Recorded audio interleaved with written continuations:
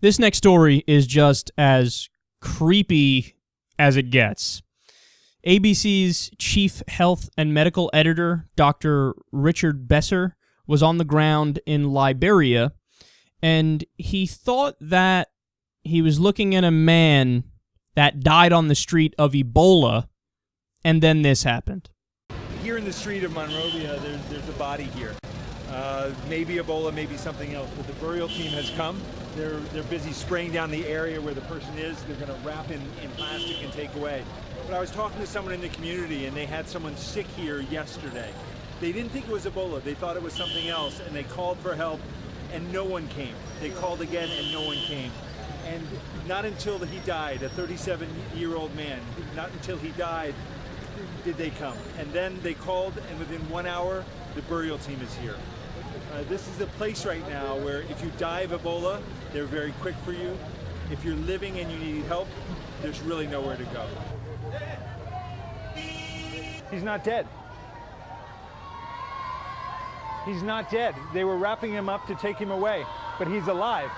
He's moving his arm. They almost took him away to the crematorium, and they noticed he's moving his arm. I don't know where they could take him. There are no hospitals to treat him. Now the first responders, the ambulance is here. They're trying to get them to stop to take him and to somewhere where he can get some care. Yeah, but it's not clear yet whether are they here for him or they're driving by. They're going to take him. The problem that they have here is that there's a lot more room for dead bodies than there are for people who need treatment. So when they thought he had died, it was very easy to come and collect him. But now the ambulance is here, they have to find a bed. And beds for treating people with Ebola are very scarce here in Monrovia. Okay.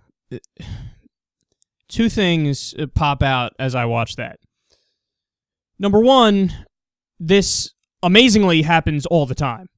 Okay, in the sense that people think somebody's dead, and then they go through the process and the steps, and then at the last minute, oh shit, they're not dead.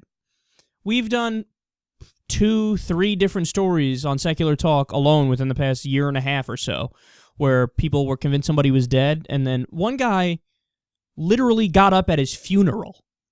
So I guess wherever this was, it was a second world, third world country, and they don't do embalming and whatnot, which worked out for the better in this case. And the guy, he just got up out of his casket. He's like, what's up, guys? Anybody got a sandwich? I'm hungry. They were this close to putting this dude in his body bag, and he just barely moved his hand. And they, whoa, he's not dead. He's not dead. Double check, triple check, quadruple check. We need to make it standard operating procedure all around the world that you need to triple or quadruple check before you do this. Because I'm telling you, this happens so often that it scares me to death. It might at some point happen to me. But the terrifying instance, I mean, there's probably so many people who have been buried alive, throughout human history, and people didn't know. Never mind the ones who were purposely buried alive. So that's the crazy aspect to this that I can't get out of my head, and it scares me to no end. But the other aspect to this is, man, modern medicine is so necessary, we have no idea. Because I don't know if you heard everything they said there, but they were like, there's no place to put people who need help and need treatment for Ebola. They have nowhere to go right now. The hospitals are full. They just can't take it.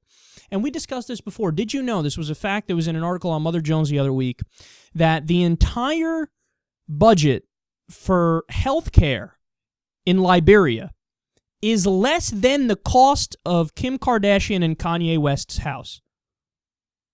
And they're fighting Ebola. They're telling you the hospitals are full. They got nowhere to go. They said there's more room for dead bodies than there is for a hospital. Now they don't. Where are they going to take them? They don't know. Okay, modern medicine. Okay, sorry guys. Look, entrepreneurs, billionaires out there, if you want to start giving a charity and you want to be a good person, here's thing number one we should care about and we should act for. All third world countries that have fucking nothing when it comes to a healthcare system, fund it. Give them a healthcare system. You got to have some semblance of modern medicine, because basically what we're looking at here, we're looking through a time portal to the year 1214 when no modern medicine was anywhere, and people just, when they got sick, okay, you're just probably going to die. Sorry. That's what's happening right now in Liberia. And we're seeing it on TV, on ABC. We're like, oh, whoa, okay, so no hospital to go to. This guy's got Ebola. He's going to die in 13 minutes. This is insanity.